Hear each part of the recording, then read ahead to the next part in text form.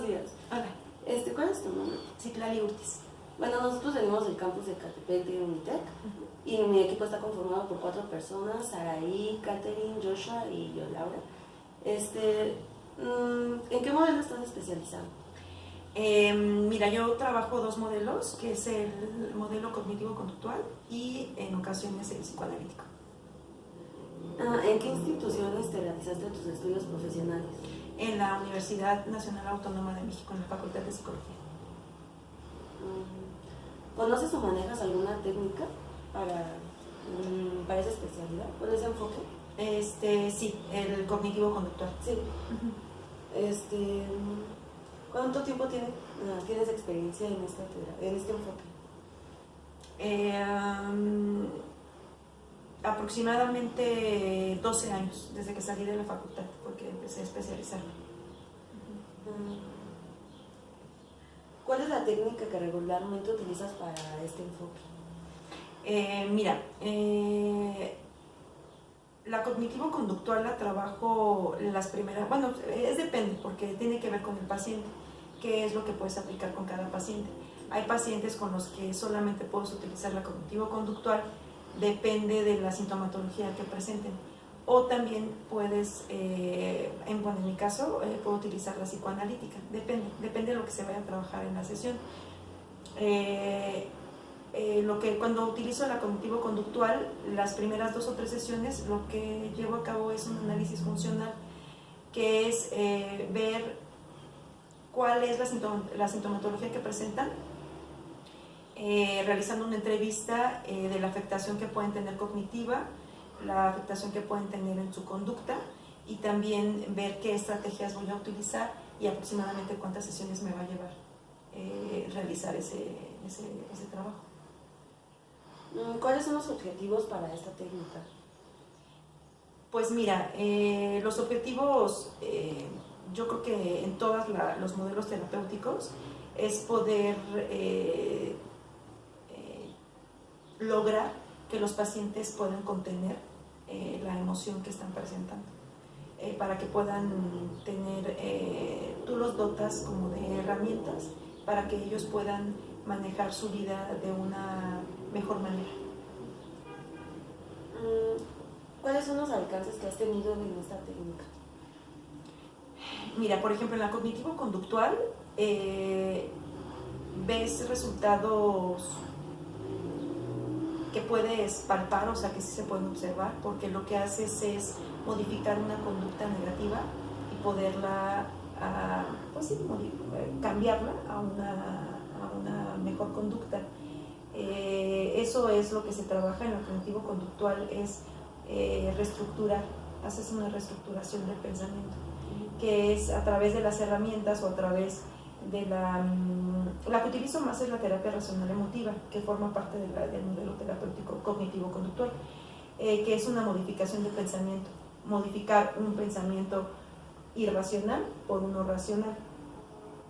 Por ejemplo, una persona quiere dejar de fumar, y lo que tú trabajas ahí es que la persona se pueda dar cuenta, realizas la reestructuración, que la persona se pueda dar cuenta de en qué momento lo hace, por qué lo hace, qué está tratando de tapar, ¿no? Por ejemplo, con la conducta del cigarro, y que pueda tener otro pensamiento, se podría decir, racional, que pues es algo que le está haciendo daño, que tal vez fuma cuando está ansioso o ansiosa, o que cuando está deprimida, ¿no? Porque las personas, por ejemplo, no fuman en cualquier momento, ¿no? Fuman bajo determinadas situaciones, ¿no? Circunstancias que estén viviendo. Entonces, ese es el alcance, ¿no? que se tiene en el caso de la cognitivo-conductual. En el caso de ya cuando tú aplicas un modelo psicoanalítico, es cuando las personas tienen problemas, es cuando se preguntan más, es cuando tienen como más cuestiones existenciales, más profundas. Entonces, en el caso de la cognitivo-conductual son menos sesiones las que ofreces, y en la psicoanalítica ya son más, o sea, son procesos terapéuticos mucho más largos, porque la modificación es... No me gustaría hablar por ejemplo, del psicoanálisis como modificación, porque no modificas, En la cognitivo-conductual sí, cambias una cosa por otra. Y en el psicoanálisis no. Tú aprendes a responsabilizarte de ti. Lo que hablábamos hace un rato, ¿no? Como la implicación que tú tienes en las situaciones que te están ocurriendo en tu vida, como por qué reaccionas de cierta manera. Y eso tiene que ver con tu historia, ¿no? Desde que tú estás pequeño, cómo aprendes a vivir y las herramientas que tú tienes psíquicas. Entonces, el psicoanálisis es mucho más profundo, los cambios que pueda presentar un paciente. Entonces, tiene que ver con qué estás trabajando, o sea, qué es lo que quieres, cómo se encuentra el paciente y qué es lo que está presentando en ese momento para que tú puedas intervenir. ¿Y cuáles son los pros y los contras de esta técnica? ¿De la cognitivo-conductual? Ajá, de la cognitivo. Mira, por ejemplo, de la cognitivo-conductual es, como te decía hace un rato, los cambios no son profundos, o sea, no hay como mucho análisis lo que uno hace ahí, ¿no? Sino más bien es poder, pues sí, ayudar a la persona a que pueda tener como otro razonamiento. Pero si esta persona no lo asimila realmente como en su vida, pues son cambios que vas a tener como sí es a corto plazo, pero no son tan profundos porque no se preguntan más, ¿no? Y en el caso, por ejemplo, es buena la cognitivo-conductual porque puedes modificar conductas en niños, por ejemplo, en la escuela, o conductas en casa de manera rápida. Porque lo que haces es, a través de tablas de frecuencia, decir, bueno, vas a revisar como ciertas cosas y si tú no te comportas de esta manera, lo que vas a tener es un castigo, ¿no? Por decirlo de una manera, ¿no? Un castigo es, ok, no te estás comportando bien en la escuela por esto, por el otro, y vas a empezar a hacer estas conductas. Si tú no las tienes, no vas a ver la televisión, o no vas a tener el Xbox, o no vas a salir a jugar con tus amigos, o sea, es como pues sí, es un castigo, ¿no? No me gusta decirle castigo porque se escucha como radical, pero los cambios sí son rápidos, pero no son tan profundos. O sea, una persona que va a un lugar que se les ofrece solamente cognitivo-conductual, regularmente va a estar regresando, ¿no? Como por situaciones que viva. Es buena, porque sí se modifican cosas, o sea, sí, la persona sí puede como regresar a tener conductas más adecuadas socialmente, rápido, pero el cambio no es profundo, porque no hace un análisis del por qué está presentando eso, ¿no? Y en el caso del psicoanálisis, es mucho más profundo el cambio, y lo que sí es que vas mucho más tiempo y no se le llama terapia, no se le dice voy a análisis, porque es realmente lo que haces, es analizar, es asociar, asociación libre, es ver el por qué te están ocurriendo cosas y cuánta responsabilidad tú tienes en eso, y el que tú puedas decidir hacer cambios. Es como, pues sí, darte cuenta del por qué te están ocurriendo ciertas cosas, qué es lo que estás haciendo tú, de dónde viene eso, y ver cómo tú puedes asumir la responsabilidad de eso que te está pasando y poder actuar de otra manera, ¿no?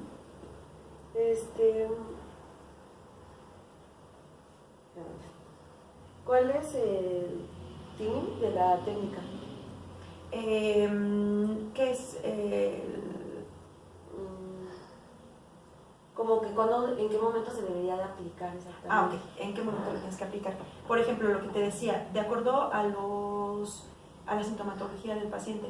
Si tú estás atendiendo a una persona que tiene estrés postraumático por una situación que vivió, un secuestro, una violación, algo que haya impactado a esa persona, puede ser incluso hasta un fenómeno natural, un huracán, por ejemplo el sismo, ¿no? Tú ves la sintomatología que tienen, a lo mejor que no pueden dormir, que no pueden comer, que tienen ansiedad, que tienen miedo, y todo esto es por el estrés postraumático que tienen, ¿no?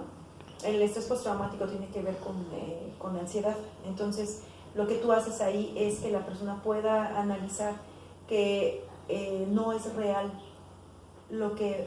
los miedos que tiene, ¿no? Entonces, lo que haces es acompañarla para que ella pueda tener como ese razonamiento de decir, bueno, sí, tengo miedo a esto, siento que me voy a morir, se me va a parar el corazón, no puedo ver, me va a dar algo cerebral, en este momento voy a caer tendida. Eso es lo que ocurre cuando una persona tiene estrés postraumático y tiene una crisis, ¿no? un ataque de pánico, para que la persona pueda tranquilizarse, pueda contenerse ella sola, haciendo estos análisis ella misma, ¿no? Entonces lo que hace el terapeuta es estar acompañándola para que tú puedas enseñarle esas herramientas, ¿no? Por ejemplo, en la terapia racional emotiva lo que se hace, existe un ABCD, ¿no? Entonces, la persona lo que es el A es el activador, ¿no? ¿Qué pasa? Por ejemplo, vamos a poner un ejemplo de una persona que la secuestraron, ¿no? El A es, te llega el pensamiento de, voy en la calle, me van a secuestrar, me vienen siguiendo, ¿no? Ese es el activador, me vienen siguiendo. La consecuencia, inmediatamente te vas a tu C, que es la consecuencia es, me van a matar, me van a llevar otra vez, y ya voy a morir, ¿a dónde me voy? Y empieza la palpitación del corazón y todo. Entonces, te tienes que regresar a tu B, ¿no? ¿Por qué pienso que me vienen siguiendo? ¿Por qué creo que en este momento me van a llevar? ¿Es real que me vienen siguiendo? O sea, tienes que ayudar a la persona que en el momento que llegue su consecuencia, que es la C, la regreses a su B. ¿Qué es lo que está pensando? ¿Por qué? O sea, si realmente va a ocurrir eso. Entonces, lo que ocurre inmediatamente es que llevas a la persona a su D, que es debatir. Eso, ese pensamiento que tiene, que pueda tener que pueda hacer como esa dinámica, ese análisis, esa discusión en su pensamiento, y pueda llegar a su E, que es modificar, ¿no? Entonces, esa es como la técnica que se utiliza en el cognitivo-conductual. Lo que haces en psicoanálisis es puntualizar. Cuando estás en psicoanálisis, por ejemplo, en la cognitivo-conductual, las sesiones no son únicas. Tú llevas una coherencia, o sea, la sesión 1, la sesión 2, tienes que armar tu plan. ¿Qué es lo que vas a trabajar en cada sesión? Y dejas tareas, y dejas tablas de frecuencia, o sea, dejas que lleven un diario, ¿no? Como esas cosas. En psicoanálisis no, en psicoanálisis las sesiones son únicas. Lo que tú haces es trabajar lo que se presenta en la sesión. ¿Qué es esto? Sentarte y decir te escucho, y se trabaja lo que la persona quiera abordar en ese momento. Cuando una persona te dice es que no tengo nada que decirte hoy, lo que tú haces es que tenga una asociación libre. Es decir, ok, dime lo primero que se venga a tu cabeza. Entonces, lo primero que se venga a su cabeza, empiezas a trabajar con eso.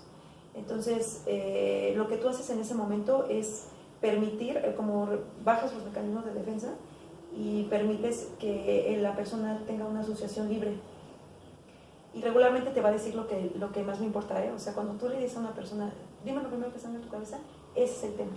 Que en ese momento esa persona no puede como verlo, ¿no? Entonces lo empiezas a trabajar y lo que haces es realizar puntualizaciones para que tú le regreses a la persona como, ok, me mencionaste esto, ¿crees que tenga que ver con tal cosa? Para que la persona pueda empezar a hacer esa asociación libre y pueda analizar y pueda, tal vez con que tú puedas decir, ok, te ocurre esto, ¿desde hace cuánto tiempo te ocurre esa situación?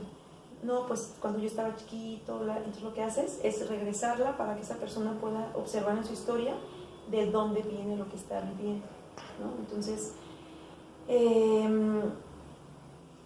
es de acuerdo al paciente, es de acuerdo a la sintomatología, es de acuerdo incluso hasta el por qué está tomando la atención psicológica, ¿no? Si una persona empieza a tomar la atención porque vivió un secuestro, pues tú ya sabes más o menos cómo lo puedes trabajar. Pero si la persona te da para más, que es ya que pueda realizar una asociación libre, que pueda responsabilizarse mucho de muchas cosas, lo puedes trabajar, ¿no? ¿Cuáles son las características de la técnica, como elementos físicos o psíquicos, de la cognitivo-conductual? Mira, la cognitivo-conductual, lo que te comentaba es que se realiza un análisis funcional, que es a través de una entrevista, bueno, de varias entrevistas, como de varias sesiones, ver lo que piensa la persona. Ahí tú puedes ver ahí lo cognitivo, qué es lo que piensa de lo que le está pasando. Conductual, qué afectación o qué situación está presentando por eso que está pensando, o sea, por la ansiedad, por ejemplo, cómo le está afectando. Y en la siguiente parte es ver qué estrategias vas a utilizar con esa persona, ¿no? Entonces, yo regularmente, como utilizo la terapia racional emotiva, que es más profunda que la cognitivo-conductual, porque la cognitivo-conductual es modificas esto por esto, ¿no? Y la terapia racional emotiva lo que hace es que la persona pueda tener como mucha mayor relacionar cosas y que pueda modificar, pero ya aterrizándolo bien en hacerse responsable de lo que le pasa, ¿no? Es un poquito más profunda que la cognitivo-conductual, porque la cognitivo-conductual es más, se queda muy corta. La cognitivo-conductual es un modelo terapéutico muy corto, pero que a nivel internacional, tú ves los artículos, en la mayoría de los artículos manejan cognitivo-conductual, porque puedes medir, tú puedes aplicar un instrumento antes y trabajas tus 10 sesiones, 15 sesiones, lo que vayas a trabajar ahí para modificar alguna cosa, y aplicas instrumento y ves un cambio. O sea, es que sí lo ves, pero no es profundo. Eso es lo malo de esto, ¿no? Entonces, lo que yo hago es eso, es un análisis funcional para ver qué afectación tiene, qué piensa en relación a esa afectación que está teniendo, y ver las herramientas que voy a utilizar, ¿no? Que regularmente la herramienta es pues, el ABC, se le dice así, el ABC de Ellis.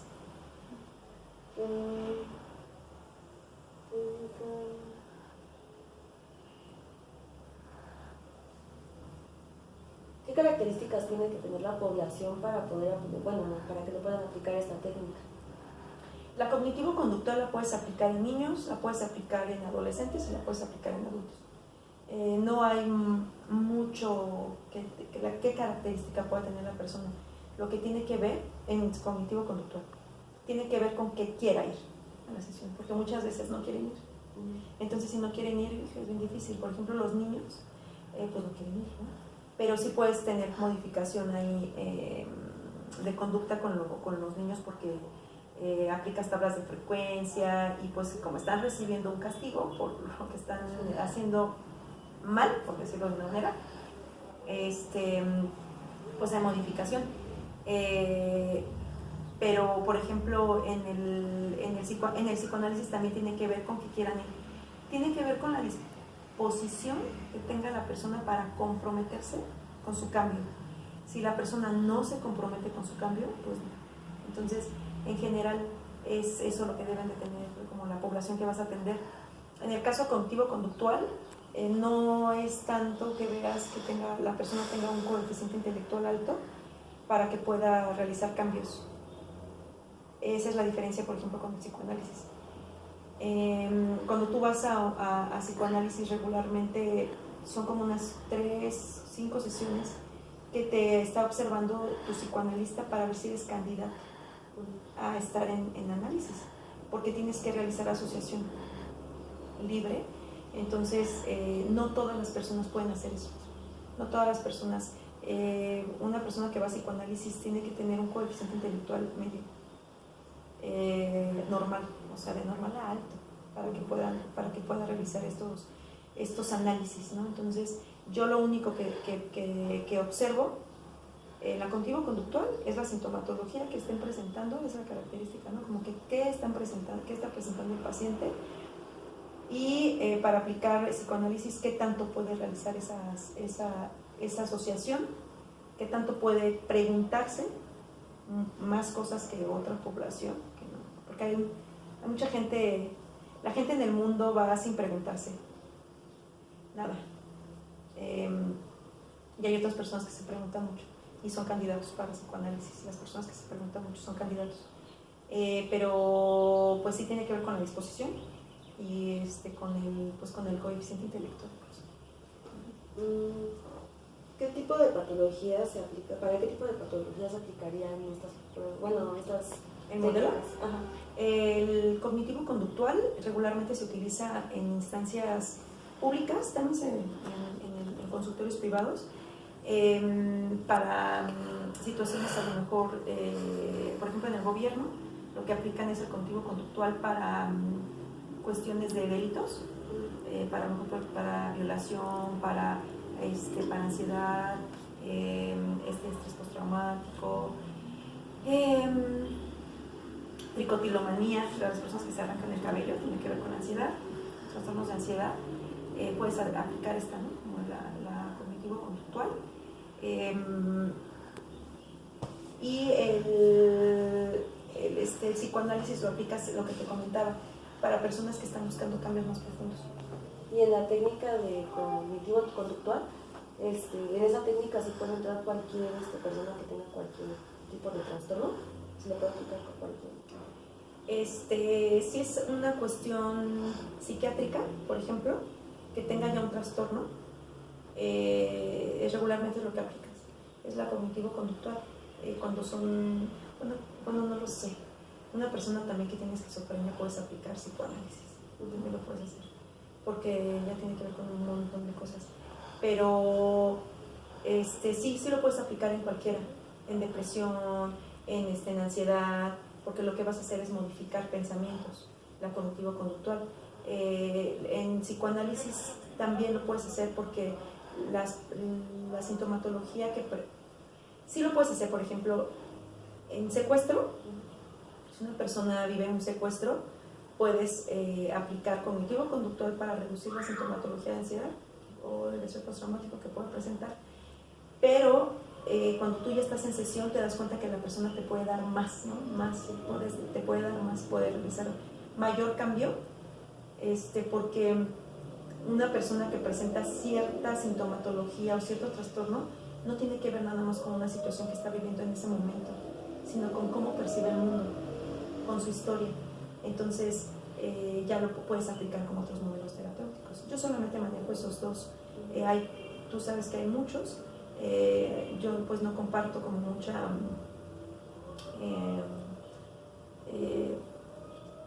no concuerdo con mi pensamiento, no está como de acuerdo con ciertas técnicas en otros modelos terapéuticos, que es mucho más cercana, tienen como una mayor relación como más cercana con los pacientes en otros modelos. Entonces sí se puede aplicar en la mayoría, pero lo que te decía, en el caso del psicoanálisis sí tiene que ver más con que la persona te dé más para que tú puedas trabajar. ¿Usted cómo aplica el moldeamiento de la técnica? Pues es de acuerdo a las características, lo que te decía. Es que tiene que ver mucho con los pacientes, mucho con los pacientes. Si tú vas con un psicólogo que solamente maneja un modelo terapéutico y que siempre quiere aplicar lo mismo con todos, pues no. O sea, tiene que ver incluso con la experiencia del terapeuta. Tiene que ver con la característica del paciente. O sea, tú lo que tienes que hacer como terapeuta es observar, analizar, indagar, aterrizar qué de tus técnicas, de las técnicas que tú aplicas, qué le va a quedar a ese paciente. Y lo ves como en unas 3, 4 sesiones, puedes ver cómo puedes trabajar con ese paciente. Y pues sí, es de acuerdo a eso y tú ya ves qué tienes que aplicar. A eso se le llama mucho como tener un modelo ecléctico. Que el ecléctico es que tú ya te vas con varias herramientas, con varios modelos terapéuticos para que puedas, para que sea el más adecuado para tu paciente. Pero pues sí lo tienes que saber manejar bien ese modelo, los modelos. Yo solamente manejo esos dos, ¿no? Para ver cómo lo puedes aterrizar. Hay ocasiones en que con un paciente puedes aterrizar los dos, depende, o sea, depende de lo que esté viviendo el paciente en ese momento y la experiencia del terapeuta. ¿Y cuántas sesiones se necesitan para el cognitivo-conductual? ¿No hay un número o si hay un número? Mira, si estás en un consultorio, tienes como mayor apertura de tener muchas más sesiones. Cognitivo-conductual o psicoanálisis. Si estás en un ambiente público, que es en gobierno, se te corta mucho a 10 sesiones, 12 sesiones, 15 sesiones, 16 sesiones. Si eres una persona como muy que, o sea, si en tu lugar de trabajo te dicen, aquí el modelo de atención, se les llama así, el modelo de atención son 16 sesiones, las que tú tienes que dar, y si tú te dices, bueno, que es obligatorio que sean 16 sesiones, pues tú tienes que ver qué vas a trabajar en esas 16 sesiones. Si te dan en tu trabajo mayor apertura, que tú puedas tener como más sesiones, puedes tener 2 años, 3 años, ¿no? Con algún paciente. Yo te lo puedo decir en mi experiencia, he tenido pacientes que los veo una vez a la semana durante 3 años, ¿no? O sea, mucho tiempo. Porque en tu trabajo, en tu espacio, en tu institución, te dan esa apertura. Porque tú defiendes así tu punto, ¿no? No, esta persona no la puedes dejar ir porque está presentando esto y esto y esto y esto, ¿no? En el caso que yo he manejado, eso son con madres de hijos desaparecidos, que es muy difícil trabajar con esas mamás porque el dolor está, como no cierran su duelo, o sea, no hay un cierre de duelo porque siempre no está la persona, o sea, no tienen a dónde ir a rezarle al hijo, al cuerpo, a saber, está aquí. Nunca son personas que están como detenidas, no pueden dar el brinco, no pueden cerrar, siempre está el dolor, entonces las tienes que acompañar mucho más que a una persona que la secuestraron. Una persona que pierde a un hijo, el dolor es devastador y pues no hay manera que las puedas soltar. Entonces, si eres un buen terapeuta, pues continúan contigo, ¿no? Continúan porque realmente las contienes. Hay personas que incluso se pueden psicotizar por perder un hijo. Entonces, llegan de momento, pueden estar muy estables y pasa alguna situación porque están en un proceso de la investigación, porque están porque encontraron cuerpos en una fosa en Iguala, y su hijo posiblemente está en esa fosa y tienen que reconocer cadáveres, huesos, todo lo del ADN. Imagínate el impacto, entonces se te regresa todo, o sea, mira, se te va abajo todo tu trabajo terapéutico que has tenido de contenerlas y tienes que otra vez empezar. Entonces, es el tiempo. Si tú tienes en una institución mayor apertura para hacerlo, lo haces. En los ambientes privados puedes tener mucha más apertura de tener pacientes para aplicarle mucho más sesiones, pero también tiene que ver mucho lo económico, ¿no? O sea, que el paciente pueda cubrir incluso, ¿no? Puede ser un muy buen terapeuta, pero si la persona no puede cubrir el costo de la sesión, pues no va a ir, ¿no? Porque pues o come o va a su terapeuta. Muchos terapeutas nos acoplamos a lo que el paciente pueda pagar. Son pocos y tiene que ver con la ética. Eso tiene que ver con la ética del psicólogo, del terapeuta, del psicoanalista, de que tú te puedas acoplar a lo que la persona pueda pagar. Si tienes como un tope, ¿no? A lo mejor puedes decir, yo lo mínimo que cobro es esto, y ya lo máximo pues depende de lo que pueda pagar el paciente. Pero sí tiene que ver con eso también, con los costos, de cuánto el paciente pueda pagar, ¿no? Entonces, si tú te comprometes con tu paciente, los dos se comprometen a un costo, pues decir cuánto puedes pagar, y de ahí pues pueden ser las sesiones que puedan tener, ¿no? Sí.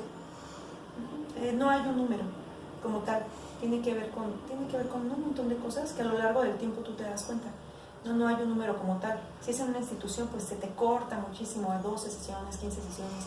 Y si tú sabes que es obligatorio, que son 15 sesiones, pues le tienes que acelerar a ver y hacer tus modelos, o sea, cómo vas a trabajar con cada persona, de acuerdo a lo que esté la sintomatología, emocionalmente, cómo se encuentra.